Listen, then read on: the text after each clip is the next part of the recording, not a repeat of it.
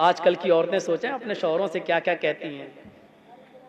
कब से fair and lovely नहीं आई, कब से क्रीम नहीं मिल रही है, तुम्हारे घर में जब से आई हूं कभी आराम नहीं मिला है। मेरी सहेलियों को देखो शादी में कितने अच्छे अच्छे कपड़े पहन के जाती हैं, यही एक कपड़ा 6 महीने से पहन रही हूं। कितनी नाफरमानी करती है ये। हजरत इब्राहिम अलैहिस्सलातु वस्सलाम जब अपने बेटे इस्माइल से मिलने गए तो वो शिकार खेलने गए थे। इस्माइल की बीवी ने जब दरवाजा खोला तो नहीं जानती थी सामने मेरे ससुर हैं, इब्राहिम मेरे शौहर के बाप है, वो नहीं जानती थी। पूछा इस्माइल कहां गए? कहा वो तो जंगल में गए शिकार खेलने। अच्छा कब आएंगे? शाम को आएंगे। कहा देखो मैं शाम तक तो इंतजार नहीं कर पाऊंगा। अच्छा ये बताओ तुम्हारे घर का गुजर बसर कैसा चल रहा है? कहती बहुत बुरा। कहा क्यों? कहा सुबह खा लो तो शाम को भूखा सोते हैं और शाम को खा लो तो सुबह भूखे उठते हैं, हालात ही अच्छे नहीं है घर के। इब्राहिम अलैहिस्सलाम ने कहा ठीक है इस्माइल जब घर पे आ जाएं तो उनसे कह देना कि एक बुजुर्ग आदमी आया था और उसने तुम्हें सलाम कहा है और साथ में यह भी कहा है कि तुम्हारे घर की चौखट ठीक नहीं है, चौखट बदल लो। चौखट समझते हैं ना, दरवाजे पे जो चौखट होती है, अपने घर की चौखट बदल लो। इस्माइल अलैहिस्सलाम की बीवी कहती है बुढ़ा सटिया गया, चौखट तो ठीक है, गर्मियों में हवा आती है, सर्दियों में धूप आती है, इससे अच्छी चौखट कहां होगी? और बुढ़ा कह रहा है चौखट खराब है, चौखट बदल लो। इब्राहिम अलैहिस्सलाम तो चले गए। इस्माइल अलैहिस्सलाम जब शाम को घर पे आए तो पूरी बात बताई बीवी ने। ये बुढ़ा आया था। अच्छा कहा उसने तुम्हें सलाम कहा? वो समझ गए कि मेरे बाप थे। अच्छा और क्या कहा? कहा उन्होंने पूछा घर की गुजर बसर कैसी चल रही है? मैंने कह दिया बहुत बुरी। ओ सुबह खा लो तो शाम को नहीं, शाम को खा लो तो सुबह नहीं। ओह मेरी बीवी ये तुमने गलत किया। कहा क्या गलत किया? जैसे हालात देख रही हूं वैसे बता दिया मैंने सोचा शायद बुढ़ा कुछ लाया हो दे देगा। कहा और कुछ कहा?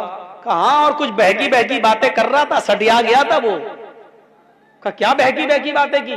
कहा उसने बहकी हुई बात ये की, कहने लगा घर की चौखट सही नहीं है, घर की चौखट बदल दो।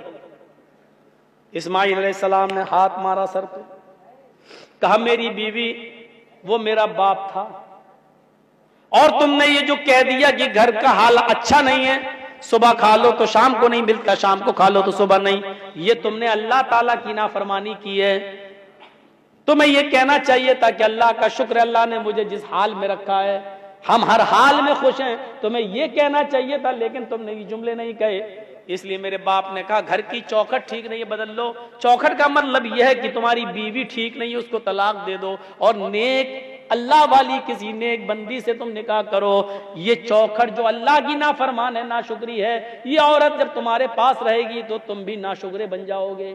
हाय मेरी बीवी तुम मुझे बहुत प्यारी हो, लेकिन मेरे अपने बाप की नाफरमानी नहीं कर सकता। मेरे बाप ने चौखट बदलने का हुक्म दिया, इसलिए मैं तुम्हें तलाक देता हूं।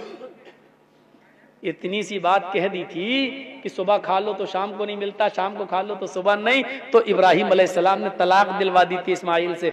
अगर देखा जाए तो ये तो रोज तलाक की मुस्तहिक है। देखा जाए इतनी नाफरमानी करती हैं कि इनको रोज तलाक दी जाए, लेकिन रोज तलाक देना नहीं। रोज क्या, कभी मत देना। अब तो कानून भी बन गया, थोड़ा बर्दाश्त करना पड़ेगा।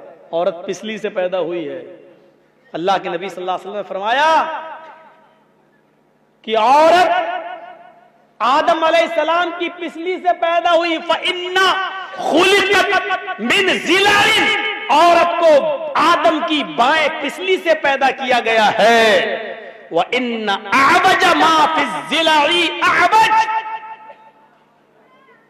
और पिसलियों आलाहू, इन अअवज मा फ़िज़ ज़िलाई आलाहू, और पिसलियों में सबसे ऊपर वाली पिसली सबसे टेढ़ी होती है। ये पिसली ऊपर वाली टेढ़ी होती है, ऐसी। जब आप इसको निकालेंगे काट के तो ये पिसली ऐसी निकलेगी, ये ऐसे। आप इसको सीधा करोगे नहीं होगी, करिए ऐसे करेंगे आप, इतनी होगी बस, और जो और करेंगे टूट जाएगी, सीधी नहीं होगी। अल्लाह के नबी ने फरमाया कि फ़इन ज़हबता तुक़ीमुहु कसरतहु, अगर तुम उसको सीधा करने जाओगे तो टूट जाएगी। मतलब समझ रहे हो क्या है? मतलब यह है कि औरत पिछली से पैदा हुई है, जैसे पिछली टेढ़ी होती औरत भी टेढ़ी रहेगी। पिछली सीधा करोगे तो टूट जाएगी, औरत को पूरी तरह सुधारोगे तो सुधरेगी नहीं, तलाक ले लेगी लेकिन सुधरेगी नहीं, टूट जाएगी। यानी वो सोचे हट तलाक हो जाए, लेकिन हम औरत पूरी तरह सुधर ही नहीं सकती। बुरा ना माने हमारी मां बहने, हम क्या करें? अल्लाह के नबी ने कहा औरत पूरी तरह नहीं सुधर सकती, इसलिए टेढ़ा ही रहने दो और उसके टेढ़ेपन को बर्दाश्त भी करो। अल्लाह के रसूल ने आपसे कहा है, ये नहीं कहा जबरदस्ती सीधा करो, क्योंकि अगर जबरदस्ती सीधा होने वाली होती तो अल्लाह के नबी कह देते सीधा करो, लेकिन जबरदस्ती सीधा करोगे तो सीधी तो होगी नहीं, टूट जाएगी। तो जबरदस्ती सीधा करने से भी अगर टूट रही है, तलाक हो रही है और बच्चे आपके अलग अलग हो रहे हैं, तो ये सूरत मत आने दो, कुछ चीजें बर्दाश्त करो। मुआज़ इब्न जबल कहते हैं कि अल्लाह के रसूल सल्लल्लाहु अलैहि वसल्लम ने मुझे 10 बातें बताई, 10 चीजों की मुझे वसीयत की, 10 चीजों का मुझे हुक्म दिया। उन 10 चीजों में पहली चीज क्या बताई? ला तुशरिक बिल्लाहि शैअन इन कुतिलता हुर्रिता। आए मुआज़, अल्लाह के साथ कभी भी किसी भी हाल में किसी गैर को शरीक मत करना। चाहे तुम्हें कत्ल कर दिया जाए या तुम्हें जलाकर राख कर दिया जाए, तुम्हारी बॉडी को जलाकर हवा में उड़ा दिया जाए, कुछ भी किया जाए, लेकिन अल्लाह के साथ किसी को शरीक मत करना। शिर्क सबसे बड़ा गुनाह है। इन्नल्लाह ला यग़फ़िरु अन युशरक बिही व यग़फ़िरु मा दून ज़ालिका लिमन यशा। अल्लाह शिर्क को कभी माफ नहीं करेगा और उसके अलावा जिसको चाहेगा बख्श देगा। उस अपनी कुदरत से जिसको चाहेगा माफ कर देगा, लेकिन शिर्क को कभी माफ नहीं करेगा। अगर किसी मुशरिक को उसके शिर्क की वजह से माफी मिलने की इजाजत होती या माफ किया जा सकता है कोई मुशरिक, तो वो अल्लाह के रसूल के चचा अबू तालिब हैं, लेकिन अबू तालिब को भी माफ नहीं किया जाएगा। हजरत इब्राहिम के बाप आजर हैं, लेकिन आजर को भी जहन्नम से निकाला नहीं जाएगा, क्योंकि इन दोनों का इंतकाल शिर्क पर हुआ है। समझ में नहीं आ रहा है भैया? पीछे बोल रहा है, देखो लगा कान में आवाज आती है भाई। असल में हम लोग बंबई, राजस्थान, हरियाणा, हैदराबाद, कश्मीर, पंजाब हर जगह जलसा कर चुके हैं, बड़ा सुकून रहता है, तो वही आदत बनी हुई है। टोटल बिहार और बंगाल में हम जलसे कर रहे हो तो शोर शराबे में भी बोलने की आदत होती, तो हमारी नहीं है आदत, हम भूल जाते हैं, अब ज़हन से निकल जाता है कि हम क्या बोल रहे हैं। तो शिर्क अल्लाह रब्बुल आलमीन माफ नहीं करेगा, लेकिन शिर्क को पहचानिए, शिर्क क्या है। हर आदमी कहता है शिर्क गुनाह है, लेकिन शिर्क है क्या? अल्लाह के नबी फरमाते हैं कि शिर्क चींटी की चाल से ज्यादा बारीक है। हम कर जाते हैं और पता नहीं चलता। जर्जिस साहब को बुखार आ गया, सर में दर्द है, डॉक्टर के पास गए, जल्दी से 102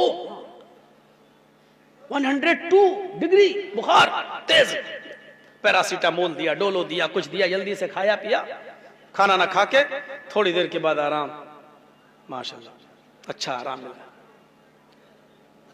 मौलाना साहब कैसी तबीयत है? बहुत अच्छी, उस डॉक्टर ने मुझे ठीक कर दिया है। शिर्क हो गया। अरे फला डॉक्टर से दवा लाए, उसकी दवा से ठीक हो गए, शिर्क कर दिया। हमें पता भी नहीं चला। हम समझ रहे हैं कि किसी मजार पे जाके चादर चढ़ाओ, माथा टेको और कहो बाबा तेरे दर पे आया हूं तो झोला झोली भर के जाऊंगा, यही शिर्क है? नहीं, शिर्क चींटी की चाल से ज्यादा बारीक है। जबकि हमें क्या कहना चाहिए? माशाअल्लाह, उस डॉक्टर की दवा मैंने खाई, अल्लाह ने उस डॉक्टर की दवा में शिफा रखी थी, अल्लाह के हुक्म से मैं ठीक हो गया। कहना यह था हमें, अल्लाह ने उस डॉक्टर के जरिए मुझे ठीक कर दिया, यह भी चलेगा। लेकिन हमने क्या किया? ओह अरे कैंसर था मेरी मां को अरे मैं अगर बंबई में टाटा हॉस्पिटल नहीं गया होता तो मेरी मां मर गई, मर जाती। शिर्क हो गया। घर में कुत्ता पला हुआ, पालना नहीं चाहिए, मैं ये नहीं कह रहा हूं कि पालो, बहुत से लोग पालते हैं। घर में पला हुआ है, चोर आए चोरी करने, कुत्ते ने भौंकना शुरू कर दिया, चोर भाग गए। सुबह उठ के आपने कह दिया अगर कुत्ता ना होता तो चोरी हो जाती। शिर्क हो गया। इस कुत्ते की वजह से मेरे घर में चोरी बच गई। शिर्क हो गया। शेर चींटी की चाल से ज्यादा बारीक है, लेकिन हां चूंकि यहां कसदन और जानबूझकर आप ये नहीं कह रहे, इसलिए उस दर्जे में दाखिल नहीं होंगे, क्योंकि आपकी नियत ये नहीं थी कि डॉक्टर नहीं सही किया है। आप ये जानते थे कि अल्लाह ही ने डॉक्टर के हाथ में शिफा दी है, लेकिन जबान से आपके निकल गया कि डॉक्टर की वजह से सही हो गए। यहां नियत का दारोमदार है, नियत देखी जाएगी। आइए, एक बियाबान जंगल है, जंगल में कुछ लोगों ने तुम्हें घेर रखा है, सबके हाथ में तलवार है, आप अकेले हैं, और आपसे पूछा कि आपका नाम, मैंने कह दिया मोहम्मद जर्जीस। मुसलमानों जी, अल्लाह का इनकार कर, मोहम्मद के रब का इनकार कर, वरना मैं तुझे कत्ल कर डालूंगा। या अल्लाह, ये सूरत हाल पैदा हो गई है, मैं क्या करूं। हदीस की किताब मुस्लिम शरीफ की हदीस के अल्फाज ये कहते हैं कि अल्लाह के नबी से यही सिचुएशन एक सहाबी ने पूछी थी कि जंगल में मैं अकेले पड़ जाऊं और लोग मुझे घेर लें, और वो ये कहें कि मोहम्मद के रब का इनकार कर, अल्लाह का इनकार कर, तब मैं तुझे छोड़ूंगा। तो अल्लाह के रसूल, अगर मेरी जान जा रही हो, लेकिन अल्लाह का इनकार करने से अगर मेरी जान बच रही हो, तो मैं क्या करूं। अल्लाह के नबी यहां क्या फरमाते हैं, आपने फरमाया अगर अल्लाह का इनकार करके तेरी जान बच रही है तो बचा ले, अल्लाह का इनकार कर दे, क्योंकि जब तू कलमा पढ़ता है तो उसका पहला हिस्सा भी इनकार पर ही मुश्तमिल है। ला इलाहा, कोई माबूद नहीं। आप तो अल्लाह का भी इनकार कर रहे हो ना, ला इलाहा, कोई है ही नहीं रब, कोई है ही नहीं माबूद इल्लल्लाह कह के अल्लाह का इकरार कर रहे हो। पहले तो आप इनकार ही कर रहे हो ना, पहले ला इलाहा इल्लल्लाह, ला इलाहा, कोई है ही नहीं, अल्लाह का भी इनकार, बाद में कह रहे हो इल्लल्लाह। तो अगर अल्लाह का इनकार करने से तेरी जान बच रही है तो बचा ले, जब वो तुझे छोड़ते हैं घर पे आ जाए तो फिर इल्लल्लाह कह देना, यानी अल्लाह के अलावा कोई फर्क नहीं पड़ेगा, तुम्हारी जान बच जाए तो ऐसा कर सकते हो। अल्लाह का इनकार करके तेरी जान बच रही है तो बचा लो।